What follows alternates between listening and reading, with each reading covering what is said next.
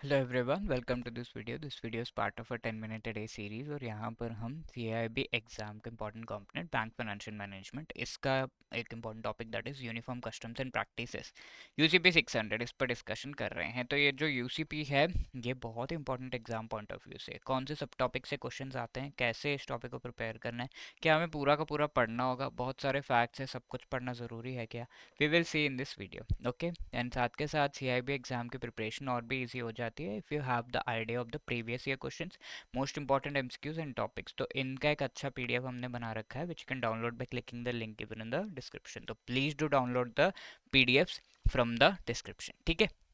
अब UCP 600 जो है, ये इससे रिलेटेड जो डेवलपमेंट्स है वो हम पहले ही देख चुके हैं। 1929 में पहला ड्राफ्ट आया था, 33 में पहली बार ये लाया गया था, एंड फाइनली 2007 में UCP 600 आया है, जिसमें जो document verification related time period दिया हुआ दैट इज़ 5 बैंकिंग डेज, ये हम देख चुके हैं।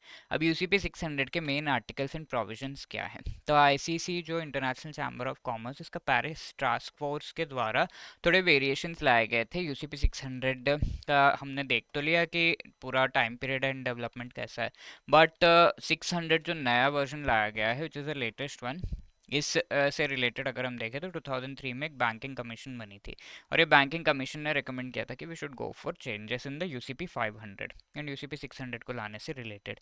अब इंडिया को इंक्लूड करते हुए इस पर डिबेट्स हुए। तो डॉकडेक्स करके एक डिसीजन मेकिंग का पूरा सेटअप है ऑफ डिफरेंट कंट्रीज जो इस तरह के डिसीजंस में इन्वॉल्व होते हैं with respect to the letter of credit. तो ये डॉकडेक्स जो है वो है इंटरनेशनल चैम्बर ऑफ कॉमर्स का documentary credit dispute resolution expertise, ठीक है, तो इसके द्वारा किया गया। तो इस के थ्रू काफ़ी सारी मीटिंग्स की गई थी कि we should come up with a variation, and finally UCP 600 लाया गया 2007 में, एंड इसमें मोस्टली 39 आर्टिकल्स है। So let us see what are these. If we group these articles 1 to 5 में आपको डेफिनेशन, इंटरप्रिटेशन वगैरह, लेटर ऑफ क्रेडिट के independence, all of these things are understood. 6 to 10 article में availability, expiry date, place, obligations क्या है, issuing confirming banks के, advising credit amendment related क्या variations है, क्या प्रोविजंस इसमें दिए हुए हैं, वो सब है। 11 to 17 में pre advised credit, nominated bank reimbursement arrangement related. 18 में कमर्शियल इनवॉइस, तो ये चीज़ आप याद रख सकते हैं कि आर्टिकल 18 में क्या है, commercial invoice related. 19 to 27 transport documents, and ये 28 का बार बार एग्जाम में आता है। तो आर्टिकल 28 में इंश्योरेंस रिलेटेड डॉक्यूमेंट्स पर से रिलेटेड जो है प्रोविजंस हैं। ओके, अब 29 to 33 में extension tolerance, partial instalment, drawings, hours of presentation वगैरह से रिलेटेड। 34 to 37 डिस्क्लेमर से। 38 39 जो है ट्रांसफरेबिलिटी, राइट, किस तरीके से ट्रांसफर कर सकते हैं letter of credit from one beneficiary to another. अब let us see this articles in detail. तो 28 आपको याद रखना है, इंश्योरेंस डॉक्यूमेंट्स रिलेटेड है। अब आर्टिकल 1 में अगर ये UCP 600 एक पर्टिकुलर लेटर ऑफ क्रेडिट का डॉक्यूमेंट है, उसमें लिखा नहीं कि UCP 600 applies to this document, तो ये अप्लाई नहीं करेगा, ये करेगा, does not apply by default, ठीक है। तो अगर लिखा नहीं है तो ये अप्लाई नहीं करेगा, that is the thing. UCP 600 will apply only when it is written in the letter of credit document की अप्लाई होगा। सेकेंड आर्टिकल है डॉक्यूमेंट्री क्रेडिट क्या है, arrangement which is irrevocable, and इसके डेफिनेशंस आर्टिकल 2 and 3 में दिए हुए हैं, ठीक है। डॉक्यूमेंट्री क्रेडिट के डेफिनेशंस यहाँ पे दिए हुए हैं। इरिवोकेबल इन जनरल कहा गया, डिफाइन किया गया बस। अब आर्टिकल 3 में बताया गया है कि अगर कोई लेटर ऑफ क्रेडिट है जिसमें कुछ दिया नहीं है कि ये रिवोकेबल है या इरिवोकेबल है, तो ये रिवोकेबल इरिवोकेबल हम पहले देख चुके हैं होता क्या है। Revocable is you can break the letter of credit, guarantee वगैरह ब्रेक करके बैंक उसमें से बाहर आ सकता है उस कॉन्ट्रैक्ट से, but irrevocable is you can not come out of the contract on your own, ठीक है, इस तरीके से। तो by default documentary credit irrevocable ही होता है। अगर UCP 600 अप्लाई कर रहा है तो बाय डिफॉल्ट वो इरिवोकेबल होगा, until and unless उस लेटर ऑफ क्रेडिट में लिखा हो उसके डॉक्यूमेंट में कि ये रिवोकेबल है, वो इरिवोकेबल ही होगा। ये चीज़ हो गया आपका आर्टिकल 3 में दी हुई है। 2 में बस डिफाइन किया है, 3 में कहा है बाय डिफॉल्ट ये इरिवोकेबल होता है। एंड प्रूडेंट सेलर कौन होता है, इससे रिलेटेड चीज़ें भी यहाँ पे दी हुई हैं। अब आर्टिकल 7, 8 एंड 12 भी आपके इंपॉर्टेंट है, जिसमें अथॉरिटीज़ और उनके रोल्स क्या है, कंफर्मिंग बैंक, नॉमिनेटेड बैंक, ये सब दिया हुआ है। अब आर्टिकल 9 में एडवाइजिंग बैंक जो है डॉक्यूमेंट्री क्रेडिट को ऑथेंटिकेट करेगा, वेरीफाई करेगा, सर्टिफाई करेगा कि documents are sent to the beneficiary और नॉट, इस चीज़ से रिलेटेड दिया हुआ है। आर्टिकल 10 में अमेंडमेंट्स क्या अगर कर रहे हैं हम, documentary letter of credit issue कर दिया हमने, फिर उसमें चेंजेस करना चाहते हैं तो वो कैसे होगा। Beneficiary is required to accept the amendments, if not acted upon amendments वो ऑटोमेटिकली बाय डिफॉल्ट एक्सेप्ट हो जाता है। ये चीज़ें दी हुई हैं। अब आर्टिकल 14 में दिया हुआ है टाइम क्या है बैंक्स को फॉर डॉक्यूमेंट रिव्यू, ठीक है, जो भी डॉक्यूमेंट्स उनको रिव्यू करने का कितना टाइम पीरियड दिया हुआ है। तो in general we have seen कि यूसीपी 500 में 7 बैंकिंग डेज का टाइम है। अब यूसीपी 600 में 5 बैंकिंग डेज का टाइम पीरियड दिया हुआ है, जो हम पहले डिस्कस कर चुके हैं।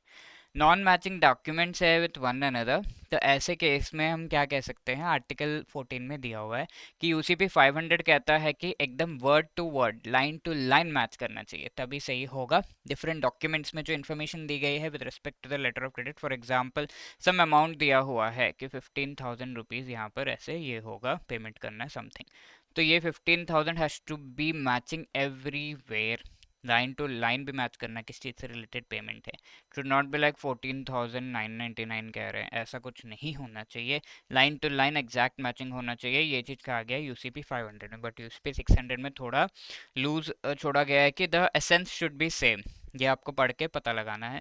आर्टिकल 14 में ये भी दिया हुआ है कि 21 डेज का टाइम पीरियड होता है to present the documents by the beneficiary. 14G में एनी रिक्वायरमेंट ऑफ क्रेडिट, जो कि लेटर ऑफ क्रेडिट का पार्ट नहीं है, लेटर ऑफ क्रेडिट में क्लियरली चीज़ें डिफाइन नहीं है, बट फिर भी जो बेनिफिशियरी है वो कुछ फैसिलिटीज़ बैंक से मांग रहा है, तो वो फैसिलिटीज़ देना नहीं देना बैंक का खुद का रिस्पॉन्सिबिलिटी है एंड बैंक का खुद का डिसीजन है, not part of UCP. Then article 15 में issuing nominated bank, settlement process जो है वो स्टार्ट कर सकता है, लेट्स से डिले हुआ है किसी पर्टिकुलर पेमेंट में। देन आर्टिकल 16 में दिया हुआ है कि यूसीपी 500 में डिस्क्रिपेंट डॉक्यूमेंट्स जो है किस तरीके से हैंडल किए जाएंगे, यानी कि कोई डॉक्यूमेंट्स ऐसे हैं जो कि एग्जैक्ट सही नहीं है तो उन्हें डिस्क्रिपेंट कहा जाता है, तो वो प्रेजेंटर और एज द प्रेजेंटर सेस उस हिसाब से हैंडल किया जाएगा। अब यूसीपी 600 में दिया हुआ है कि प्रेजेंटर के इंस्ट्रक्शंस मिलने तक वेट करना है, वेवर अगर मिल गया कि नहीं भाई कोई बात नहीं ये जो है चल जाएगा तो वो करना है, और कोई पेमेंट नहीं तब तक जो है करनी है, ये चीज़ कही है। आर्टिकल 17 में दिया है ओरिजिनल डॉक्यूमेंट्स जो है उसमें original signature, mark, stationery, issuer का राइट, रिटन टाइप्ड, इस तरीके से चीज़ें होनी चाहिए। ओरिजिनल डॉक्यूमेंट्स का मीनिंग बताया हुआ है।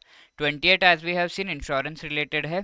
अब ये इंश्योरेंस जो है कवरेज जो वाइडर देन रिक्वायर्ड होना चाहिए, wider than let's say 100 rupees का आपका गुड्स ट्रांसफ़र हो रहा है, तो आपका जो कवरेज है of insurance should be at least 110 rupees. इस तरीके से हम पहले भी देख चुके हैं, लेटर ऑफ क्रेडिट में ये चीज़ होनी चाहिए। वे आर्टिकल 28 में दिया हुआ है, एंड साथ के साथ किस तरीके से insurance related document sign and all होने हैं वो सब भी दिया हुआ है। आर्टिकल 13 में new interpretation, partial and partial drawing shipments related यहाँ पे। आर्टिकल 15 फर्दर अगर डॉक्यूमेंट्स लॉस्ट हो जाते हैं, खो जाते हैं, तो issuing a confirming bank reimburse nominated bank, ठीक है, जो नॉमिनेटेड बैंक है या फिर कोई और बैंक है तो उसे रीइंबर्स करने का जो वी कैन से रेस्पॉन्सिबिलिटी है, that is of the issuing या confirming bank, which is always the case कि कुछ भी ऊपर नीचे हो रहा है तो इशूइंग कंफर्मिंग बैंक की रिस्पॉन्सिबिलिटी होती है। एंड आर्टिकल 36 में फोर्स मजूर है, यानी कि बैंक्स विल नॉट ऑनर और नेगोशिएट अंडर एनी सर्कमस्टांसेस जहाँ पर वो जो सिचुएशन है वो बैंक के हाथ में था ही नहीं, तो how can it manage it. Transferable credits related article 38 में दिया हुआ है, जहाँ पर एक पर्टिकुलर बेनिफिशियरी से दूसरे बेनिफिशियरी को लेटर ऑफ क्रेडिट लेट से ए के नाम पे है, बट वो ए अब गुड्स डिलीवर नहीं कर सकता तो बी के नाम पे कर दिया, that is called transferability. A to B ये फर्स्ट बेनिफिशियरी हो गया, सेकंड होगा, ये किया जा सकता है, बट अब बी टू सी नहीं किया जा सकता, थर्ड बेनिफिशियरी नहीं होगा, तो वो चीज़ दी हुई है। अब इसके अलावा ट्रांसपोर्ट डॉक्यूमेंट जो आर्टिकल 19 टू 24 है उससे रिलेटेड चीज़ें, एक charter party bill of lading, यानी कि जो भी शिप ओनर है वो गुड्स नहीं सेंड कर रहा, शिप में गुड्स सेंड करने की रिस्पॉन्सिबिलिटी शिप ओनर के अलावा एक चार्टरर की होती है, जो कि एक्चुअली सारा कॉन्ट्रैक्ट टाइप का लेकर सारे गुड्स किसी और शिप ओनर के शिप पर डालकर उसको टू द डेस्टिनेशन पोर्ट वगैरह ले जाने का पूरा होता है। तो इसमें कौन किस चीज़ को साइन करेगा, सिग्नेचर किसका होना चाहिए, एजेंट, उसमें कई सारे एंटिटीज होते हैं, like there is an agent who is acting on behalf of connecting these both parties, जो यहाँ पर गुड्स सेंड करना चाहते हैं, जो गुड्स लेकर जा रहे हैं चार्टरर, एंड जिसकी शिप है, उससे रिलेटेड डिफरेंट एंटिटीज हैं जो इन चीज़ों को, like any signature by the carrier, master of और एजेंट मस्ट बी इंडिकेटेड कि किसके द्वारा ये साइन किया गया है। ठीक है, no need to name the particular master, all of these things are there over here. ठीक है, कि कौन यहाँ पर किसका नेम होगा नहीं होगा ये सब, but the important thing is charter party bill of lading is that bill of lading and which is issued by the charter. ठीक है, चार्टर कौन है, ट्रांसपोर्ट कराने वाला, जो एक्चुअली शिप को ओन नहीं कर रहा, that is the thing. Now this particular question over here, dash explicitly defines a credit. Definition of a credit: any arrangement, however named or described, that is irrevocable and thereby constitutes a definite undertaking of the issuing bank to honor a complying presentation. ठीक है, तो define कौन कर रहा है, define कर रहा है आर्टिकल 22 ऑफ यूसीपी 600 या आर्टिकल 3 ऑफ यूसीपी 600 या आर्टिकल 1 या article 14, you have to tell me in the comment section. UCP 600 provides for verification of documents by the bank within dash days, bank has to verify in 5 days। ठीक है, तो C will be the right answer. ये question पिछले session में पूछा हुआ था। And if you want to clear the CIB exam and चारों जो कंपलसरी कंपोनेंट्स है उनको आपको क्लियर करना है in one attempt and need guidance for that, तो हमारा मास्टर कोर्स अवेलेबल है जिसमें चारों कंपोनेंट से रिलेटेड बहुत ही बढ़िया आपको short recorded videos, concept classes के through, short notes, MCQs of each and every chapter, full length mock test and before the exam for revision live classes provide किए जा रहे हैं। And if you are like कि you are immediately availing this, तो link description में है, click करके आप इसे अवेल कर सकते हैं। CIB75 is the code by which you can get 75% का discount on this. And our live crash course is also available, जिसमें आप जो है लाइव क्लासेस के थ्रू पढ़ सकते हैं। ओके, इसका भी लिंक आपको डिस्क्रिप्शन में मिल जाएगा, इस पर भी आपको डिस्काउंट मिल रहा है 80% तक का। And if you have any other queries, call us on this number और drop a mail at hello@edutap.co.in। Wishing you all the best for your preparation. Thank you so much.